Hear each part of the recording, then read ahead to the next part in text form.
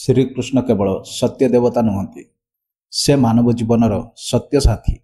तांको जीवन आमको शिक्षा दिए जे संघर्ष थिले मध्य हृदय रे शांति व मनरे दृढ़ता रखिले जीवन सफल होई पारे।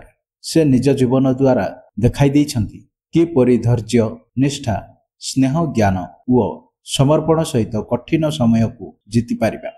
आस श्रीकृष्ण को जीवन मिलिथिबा किछि प्रेरणादायी बाणी व शिक्षा विषय रे जानिबा। श्रीकृष्ण को जन्म साधारण नथिला। कंस भय मध्यरे तांकर जन्म होइथिला। शिशु अवस्थारे मध्य तांको अनेक संकट सहिबाको पड़िला, किंतु से केबे भयभीत हेलेनी।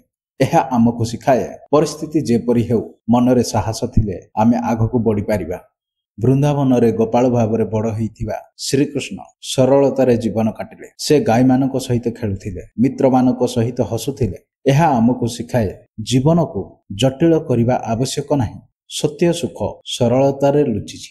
भगवत रे श्रीकृष्ण अर्जुन को कहिले, कर्म कर, फल उपरे चिंता कर नाही। एहा जीवनर सबुठारु बड़ शिक्षा। आमे काम कले मध्य तार फल केबे किपरि मिलिबो से आम हातरे नाही, किंतु सठिक मनोभाव व निष्ठा सहित काम कले सफलता निश्चय मिले। युद्ध क्षेत्र में श्रीकृष्ण निजे अर्जुन को उत्साहित कले। संघर्षर समय रे निर्भीक होई ठिया हेबा ही सत्य शक्ति। जीवन रे केते समस्या आसिले मध्य जदि आमे भय करिबा नाही, तेबे सही समय आमको केबे भी कमजोर करि पारिबो नाही। कृष्ण केवल निज पाई नुहे अन्य मानक पाई मध्य चिंता कले। से मित्र, सैनिक व शिष्य मानक उत्साहित कले। गोटे सत्य नेता सेही जिए निज स्वार्थ को भूली समस्तक मंगल पाई काम करे। आजिर युवापीढ़ी पाई एहा बड़ प्रेरणा। श्रीकृष्ण को जीवन रे स्नेह और क्षमा बड़ स्थान थिला। से शत्रु मानक मध्य क्षमा करिले। स्नेह मानव संपर्क को मजबूत करे आउ क्षमा मन को शांत करे। जो माने क्षमा करि पारंती से माने महान होइथांती। श्रीकृष्ण समस्त को सम्मान करुथिले, गरीब धनी बड़ छोट।